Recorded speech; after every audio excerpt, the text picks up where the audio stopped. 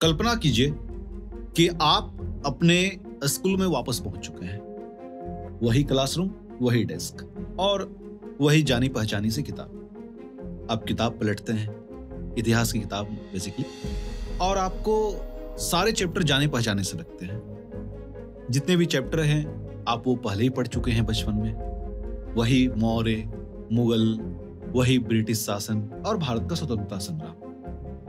अब एकाएक टाइम आगे बढ़ता है और आपको एक नई किताब मिल जाती है, जो किताब उस किताब से कहीं अधिक चमकदार है, बिल्कुल नई सी लग रही है।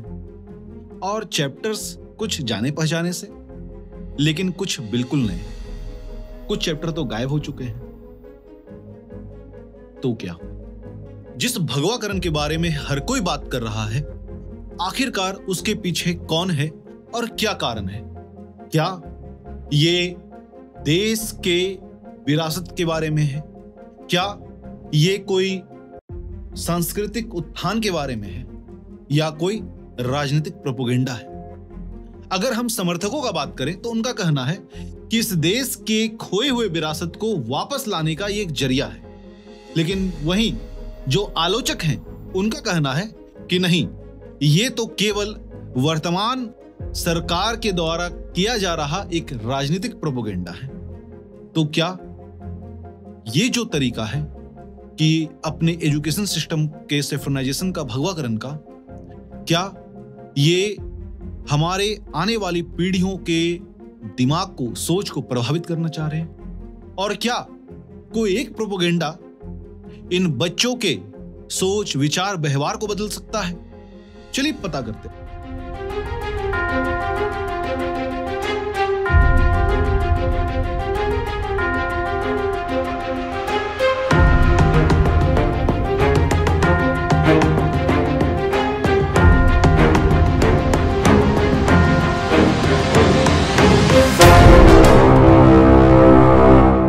तो स्वागत है आप सबों का हमारे the untold Bharat YouTube channel पर, जिसमें आज के इस सीरीज जनता जनार्दन में हम डिस्कस करने जा रहे हैं भारतीय शिक्षा के भगवाकरण अर्थात सेफ्रनाइजेशन ऑफ इंडियन एजुकेशन सिस्टम का। इस बहस को समझने के पहले हमें सबसे पहले समझना होगा कि आखिरकार ये भगवाकरण है क्या वास्तव में। देखिए, भगवाकरण ये शब्द सुनते ही मन में बहुत सारे ख्याल आते हैं, राजनीति, प्रोपेगेंडा, जिज्ञासा, बहुत सारी बातें। लेकिन इसका वास्तविक मतलब क्या है, सिंपल शब्दों में समझते हैं।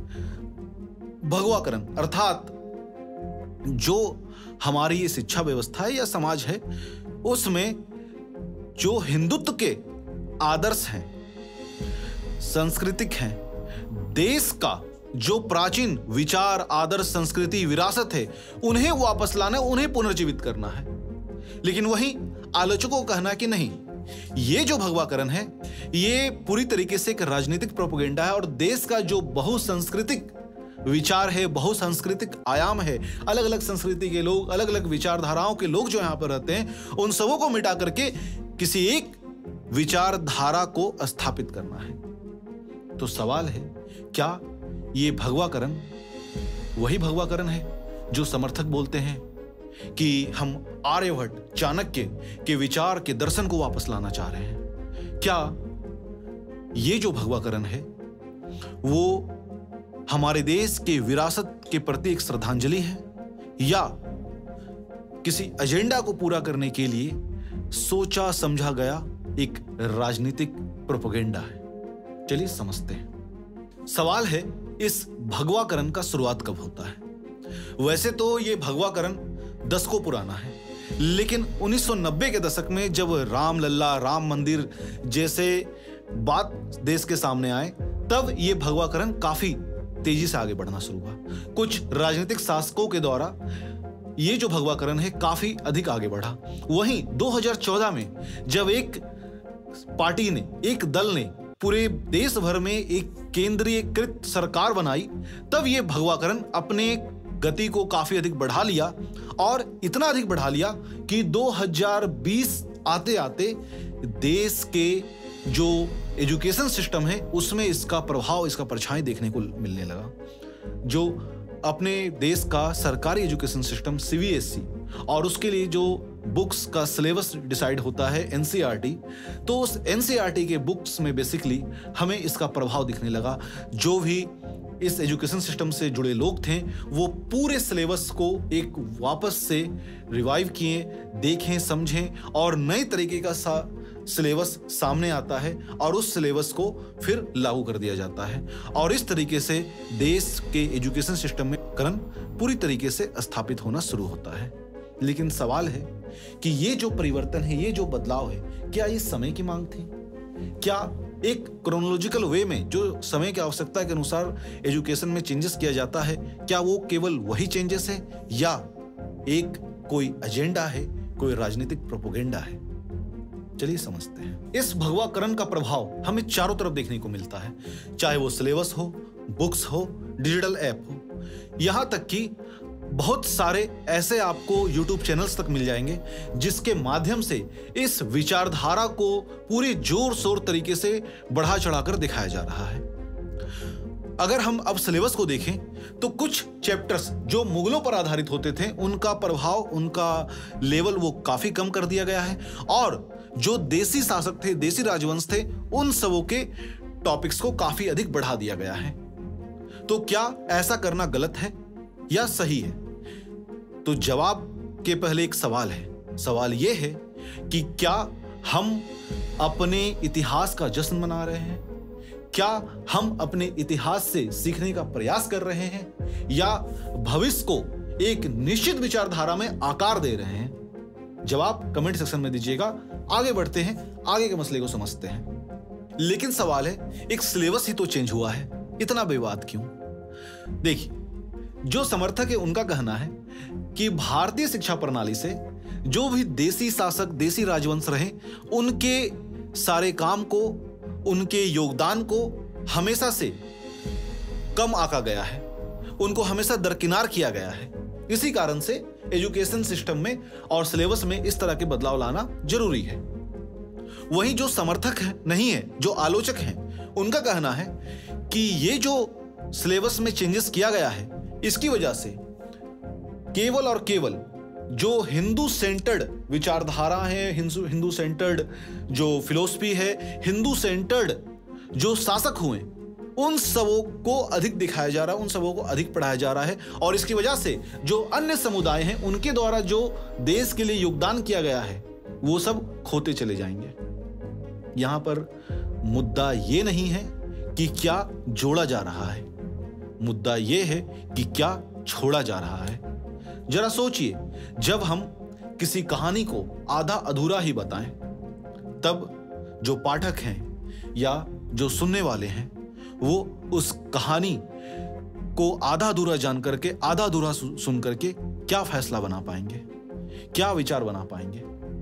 किसी एक धारा का विचार बना पाएंगे या वो चारों ओर के डायमेंशन को समझ करके एक अपना फैसला लेने के लिए कैपेबल बन पाएंगे?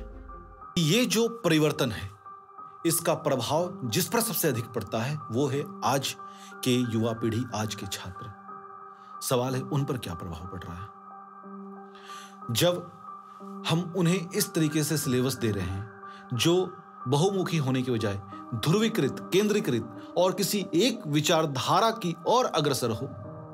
तो अध्ययनों से पता चलता है कि जो लोग, जो व्यक्ति, जो बच्चे किसी एक विचारधारा की ओर केंद्रीकृत रहते हैं, उन्हीं के संपर्क में रहते हैं, वो बहुत अधिक पक्षपाती हो जाते हैं। तो क्या हम अपने बच्चों के लिए ऐसा ही कुछ चाहते हैं कि वो पक्षपाती बने? सवाल है कि जो ये पीढ़ी है, उस पीढ़ी को हम किसके लिए तैयार कर रहे हैं? भविष्य के लिए, देश के भविष्य के लिए, उनके भविष्य के लिए, या केवल एक एडिशन, एक संस्करण तैयार कर रहे हैं जिस संस्करण में केवल एक ही विचारधारा हो, पक्षपात का विचारधारा हो, किसी एक नजरिए के प्रति हो केवल?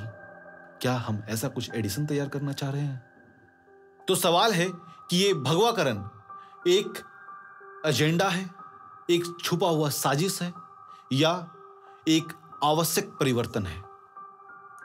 कई लोगों का कहना है कि यह परिवर्तन बहुत ही अधिक जरूरी है क्योंकि बहुत सारे ऐसे वीर योद्धा हैं जिनकी कहानियां दबी रह गई है इतिहास के पन्नों में, उन्हें बाहर लाना बेहद जरूरी है।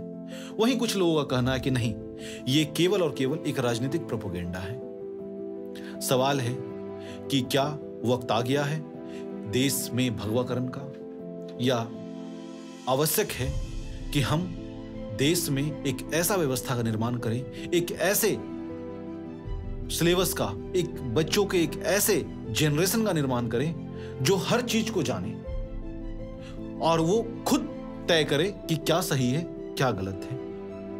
आधा अधूरा कहानी ना सुने, वो पूरा कहानी सुने।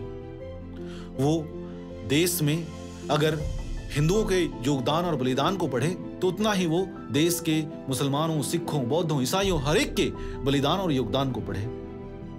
आप कह सकते हैं कि ऐसे में सिलेबस बहुत लंबा हो जाएगा, बच्चों पर बोझ ऐसे ही बहुत अधिक है और अधिक बढ़ जाएगा। हर चीज का एक रास्ता होता है। कितना पढ़ाना है, कहाँ तक पढ़ाना है, क्या पढ़ाना है, क्या नहीं पढ़ाना है, ये सारा कुछ तय किया जा सकता है और आज तक तय किया जाता ही रहा है। लेकिन सवाल है कि जब तय किया जा रहा है तो उसके पीछे का मकसद क्या है। अगर आप मेरे साथ के होंगे या मेरे से पहले के होंगे तो आपको कि महाभारत याद होगी। जब युद्ध के मैदान में कृष्ण अर्जुन को गीता का उपदेश दे रहे थे तो कहते हैं, और गीता में साफ लिखा है कि जिस काम को आप कर रहे हैं उसका उद्देश्य, उसका मकसद सही होना चाहिए, भले ही तरीका क्या हो। मैं गलत तरीके को प्रमोट नहीं कर रहा हूं, मैं बस गीता के एक पंक्ति को बता रहा हूं। जैसे महाभारत के मैदान में आपको पता होगा कि अश्वत्थामा हाथी मारा था, लेकिन यह मैसेज फैलाया गया कि अश्वत्थामा का हत्या हो गया, और वो अश्वत्थामा गुरु द्रोण के पुत्र थे। गुरु द्रोण इस बात से घबरा गए और कहीं ना कहीं पांडवों को इस चीज का फायदा मिल गया। यहां पर तो बोला गया था मिथ, झूठ, लेकिन मकसद क्या था? सत्य का विजय। तो मुद्दा यह है कि क्या ये जो प्रोपेगेंडा है ऐसा ही कुछ है, किसी बेहतर मकसद के लिए या किसी राजनीतिक एजेंडा प्रोपेगेंडा के लिए? कमेंट सेक्शन में बताएं कि आप क्या सोचते हैं इस पर। इसी के साथ मिलते हैं अपने अगले वीडियो में। तब तक के लिए जय हिंद, जय भारत, वंदे।